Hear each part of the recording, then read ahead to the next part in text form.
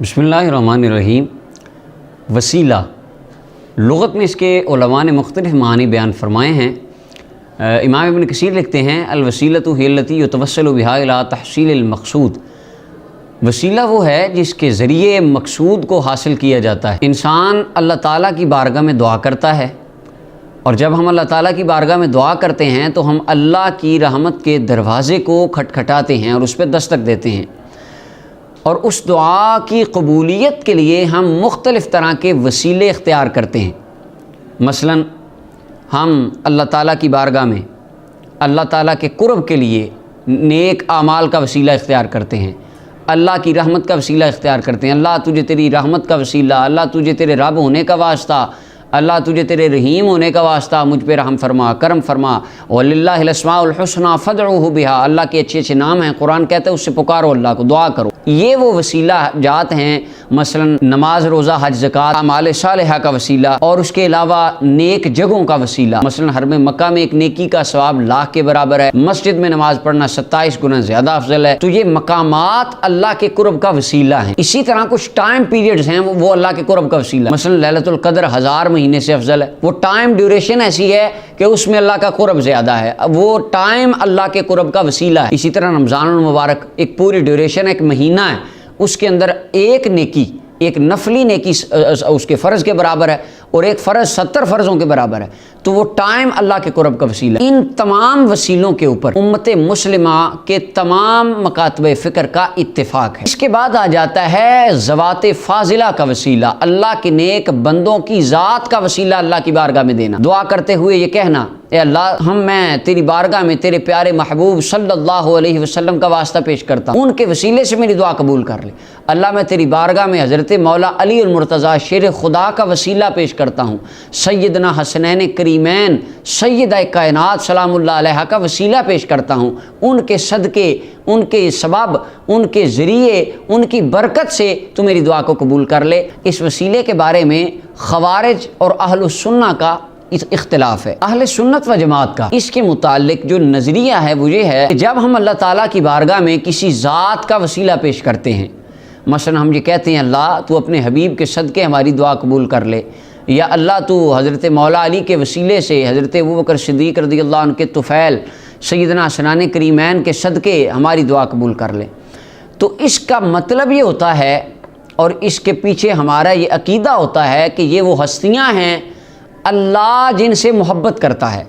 قرآن کہتا ہے یحبہم و یحبونا، وہ اللہ سے محبت کرتے ہیں، اللہ ان سے محبت کرتا ہے، اور صحیح حدیث میں آتا ہے فرمایا میں جھنڈا اس کو خیبر کا دوں گا، وہ اللہ سے محبت کرتا ہے، اللہ اس سے محبت کرتا ہے۔ اور صدیق اکبر کے بارے میں قرآن وَسَيُجَنَّبُهُ الْأَتْقَى، جن کی شانیں قرآن میں ہیں، قرآن جن کے بارے میں ہمیں بتا رہا ہے کہ اللہ ان سے بڑے پیار کرتا ہے، اور ہمارا عقیدہ یہ ہوتا ہے اللہ ان سے بڑی محبت فرماتا ہے، وہ اللہ سے محبت کرتے ہیں۔ تو ہم جب دعا کرتے ہیں ان کے وسیلے سے تو نظریہ یہ ہوتا ہے کہ اللہ چونکہ ان سے پیار کرتا ہے، تو جب ہم اللہ کی بارگاہ میں ان کا نام لیں گے، رب کو اپنے ان پیارے بندوں کا نام سن کے ان کے طفیل ہم پہ بھی پیار آ جائے گا، اور جو رحمت ان پر ہوئی وہ رحمت اللہ اس میں سے کچھ ہم پر بھی حصہ فرما دے گا۔ اب جو وسیلہ ہم اللہ کی بارگاہ میں پیش کرتے ہیں اور وسیلے کے ذریعے دعا کرتے ہیں، تو اس کے پیچھے در حقیقت وسیلہ وہ ذات نہیں ہوتی، اللہ کی رحمت اور اللہ کی عنایت ہوتی ہے جو اس نے اپنے پیارے بندوں پہ فرما دی۔ ہم آقا کریم صلی اللہ علیہ وسلم کا وسیلہ کیوں پیش کرتے ہیں اللہ کی بارگاہ میں؟ اس کی وجہ وہ محبوب خدا ہیں، سرور دو عالم ہیں، اللہ کے حبیب ہیں کائنات کے۔ اللہ تعالیٰ نے آپ کو ایک روحانی طور پہ اللہ نے بادشاہت عطا فرمائی ہے محبوب کریم صلی اللہ علیہ وسلم کو، 2 جہانوں کے روحانی طور پہ حضور بادشاہ ہیں اور حضور علیہ السلام مالک و مختار ہیں۔ تو یہ اتنا کرم اللہ نے جس ذات پہ فرمایا، جس ہستی پہ فرمایا، ہم اس کا وسیلہ پیش کرتے ہیں۔ کیوں؟ ان پر اللہ کا کرم ہے، اور سب سے زیادہ کرم ہے، اور ان پر اللہ کی رحمت ہے، اور سب سے زیادہ رحمت ہے، اس وجہ سے وسیلہ پیش کر رہے ہیں۔ تو اگر کوئی دوست غور سے اور محبت سے تعصب کی اینک اتار کے اور فرقہ واریت سے نکل کر سوچے تو وہ اس نتیجے پر پہنچے گا در حقیقت رسول اللہ کا وسیلہ بھی اللہ کی رحمت کا وسیلہ ہے، اور صحابہ کرام کا وسیلہ بھی اللہ کی رحمت کا وسیلہ ہے، اہل بیت اطہار کے نفوس قدسیہ کا وسیلہ بھی اللہ کی رحمت اور عنایت کا وسیلہ وسیلہ ہے، کیونکہ ہم ان کا وسیلہ اسی لیے تو ڈال رہے ہیں کہ ان پر رب کی رحمت ہوئی ہے، تو گویا کہ ذات نہیں اللہ کی رحمت وسیلہ بن رہی ہے۔ اور اس کے بارے میں ایک دوسری وضاحت لازمی طور پہ ذہنوں میں ہونی چاہیے، جیسا کہ حج و عمرہ پہ جو دوست جاتے ہیں تو ان کو وہاں سے کتاب ملتی ہے عقائد اسلامیہ، اس میں انہوں نے لکھا ہے، اب وہ جن کی بھی ہے اس میں انہوں نے لکھا ہے بعض اہل تصوف کا یہ عقیدہ ہے، وہ کہتے ہیں کہ تدبیر کائنات اور دنیا کے نظام میں اللہ کے ساتھ وہ ہاتھ بٹاتے ہیں اور وہ اپنے ان معبودوں کو اوتاد، اغواس اور اقطاب وغیرہ اور دوسرے خود ساختہ ناموں سے یاد کرتے ہیں۔ یہ اللہ کی ربوبیت میں بدترین شرک ہے۔ اللہ ہو کہتے ہیں جب یہ ہمارے دوست یعنی ہمارے اب دیکھیں ہم کتنے مظلوم ہیں، ہم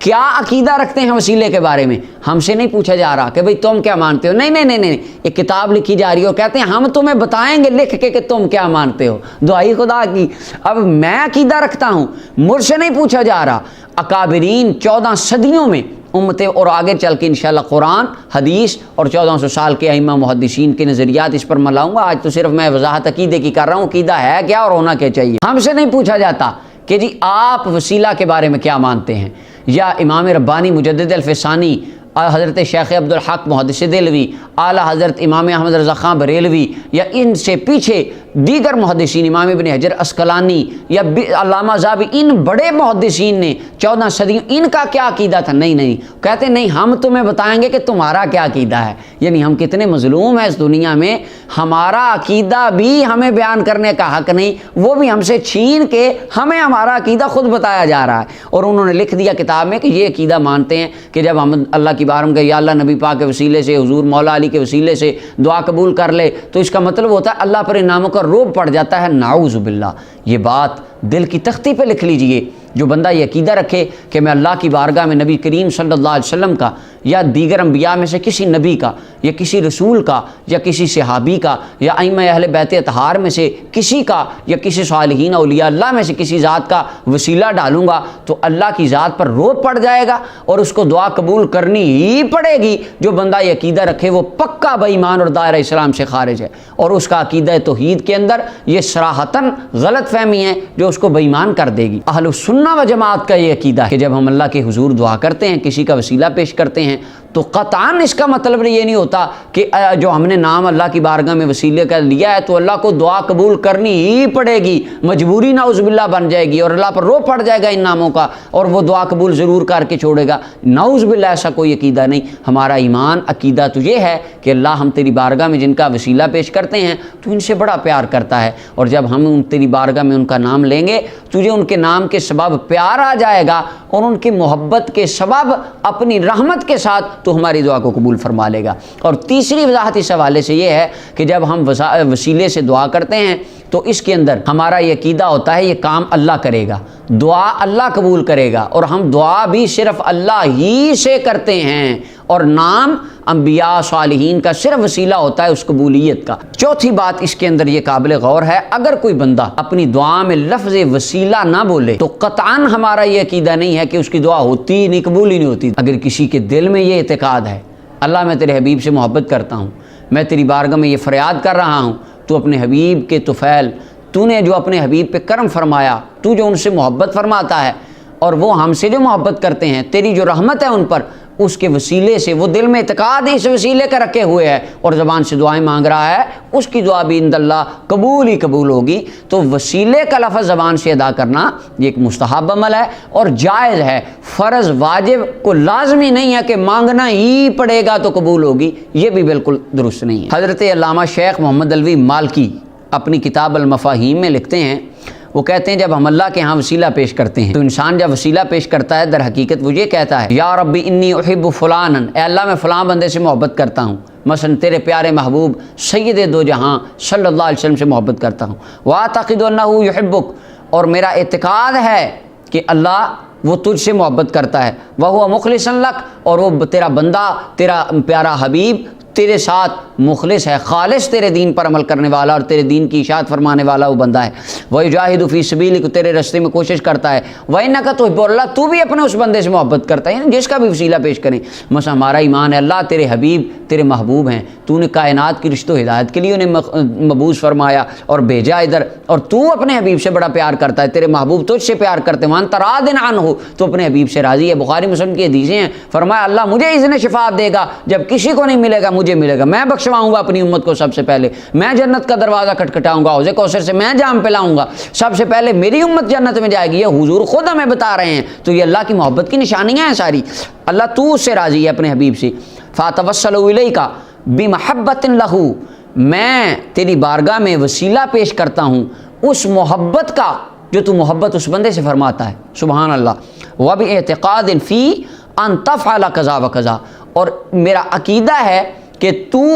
اس بندے کے پر جو تو نے رحمت کی اور اس بندے سے جو تو محبت فرماتا ہے اس کے وسیلے سے اللہ تو میرا یہ کام کر دے گا۔ کام اللہ نہیں کرنا ہے، کام و دعا قبول اللہ نے کرنی ہے، لیکن ہم جو وسیلہ پیش کر رہے ہیں ذات کا، تو وہ در حقیقت ذات میں رحمت، اللہ کی محبت اور اللہ کی رضا یہ پنہاں ہے، اور وہ وسیلہ بن جاتی ہے دعا کی قبولیت کا۔ اللہ دعا کو قبول فرما لیتا ہے۔ تو در حقیقت جدھر سے بھی اس بات کو گھما کر لائیں، در حقیقت بات اللہ کی رحمت اور اللہ رب العالمین کی ان پر عنایت پر آ کے ٹھہرے گی، حقیقت میں وسیلہ وہی بنے گی۔ لہٰذا یہ ایک بالکل چھوٹی سی ایک وضاحت تھی، ہم جو عقیدہ ہمارا وسیلہ کے بارے میں کیا ہے اور کیا ہونا چاہیے، اور اس کے بارے میں ہمارے جن دوستوں نے غلط فہمیاں پال رکھی ہیں یا انہوں نے اس سے کیا سمجھا ہے، اس کے دلائل میں آگے لاؤں گا۔ انہوں نے کہا زندہ، اور یہ ہمارے دوست کو 40 دن جو کورس کر لیتے ہیں وہ کہتے ہیں نہیں زندہ کا جائز ہے اور مردہ کا جائز نہیں ہے، جو دنیا سے چلے جائیں۔ قرآن، حدیث، اور پھر اس کے بعد 14 صدیوں کے ائمہ محدثین، 3 پارٹس کے اندر اس کا علیحدہ نشستوں میں انشاءاللہ ہم اس کو بیان کریں گے۔ اللہ تعالی ہمیں سمجھنے کی توفیق عطا فرمائے۔